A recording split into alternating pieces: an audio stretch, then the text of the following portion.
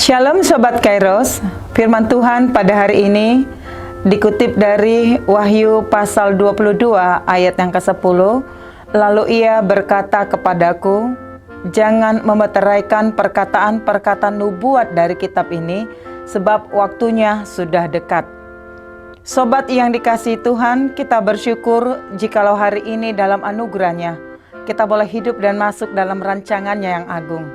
Kita dapat berkarya dan menikmati setiap berkat yang sudah disediakan bagi kita.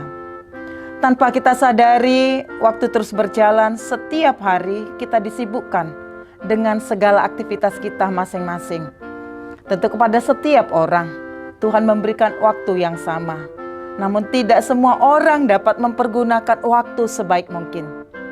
Ada orang yang sungguh-sungguh memanfaatkan waktu yang ada karena dianggap sebagai suatu kesempatan untuk berbuat, serta dapat menyenangkan hati Tuhan. Namun sebaliknya, ada juga orang yang tidak peduli dengan waktu yang terus berlalu tanpa arti dan makna.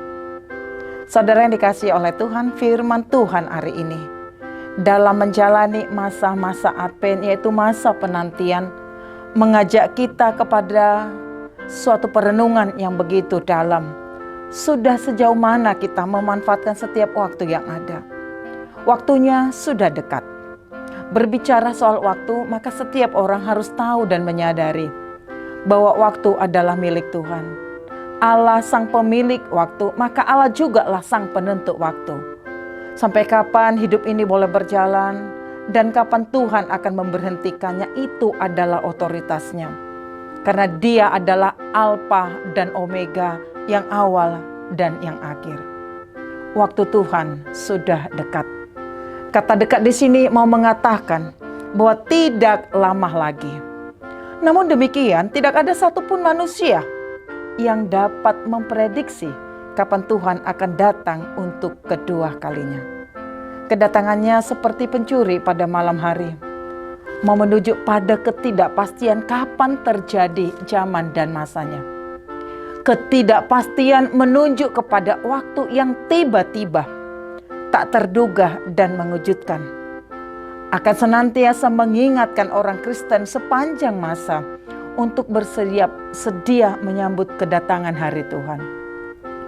Pengharapan akan peristiwa itu lebih penting daripada persoalan mengenai kapan zaman dan masa terjadinya. Artinya bila kita senantiasa siap sedia, maka kita tidak akan mempersoalkan dan mengkhawatirkan waktunya.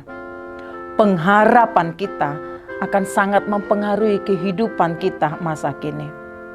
Apa yang akan kita peroleh pada saat kedatangannya tergantung pada sikap kita dalam menantikan hari Tuhan.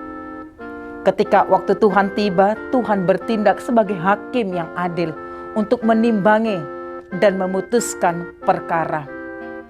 Seturut dengan itu juga, Tuhan akan memberi upah untuk membalaskan kepada setiap orang menurut perbuatannya.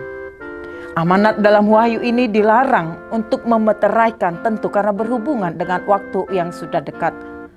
Yang terpenting bagi orang Kristen adalah hidup kudus, bijaksana, sabar, dan tetap berjuang di dalam iman dan pengharapan.